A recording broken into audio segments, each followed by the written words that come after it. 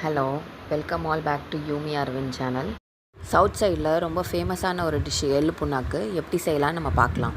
100 எள்ளு டேரெக்டாக மிக்ஸி ஜாரில் போட்டு பிளெண்ட் பண்ணிக்கோங்க. அது கூடவே 100 கருப்பட்டி சேர்த்துக்கோங்க. கருப்பட்டி கிடைக்காதவங்க நாட்டு சர்க்கரை ஆட் பண்ணிக்கலாம்.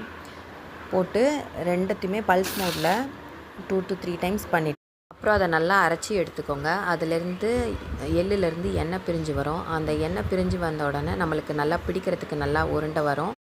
இந்த ஸ்டேஜில் நீங்கள் அதை எடுத்து நல்லா பால்ஸ் மாதிரி பிடிச்சி ஏர்டைட் பாக்ஸில் ஸ்டோர் பண்ணி வச்சுக்கோங்க. இதை ஸ்வீட் கிரேவிங் இருக்க யார் வேணால் சாப்பிடலாம்.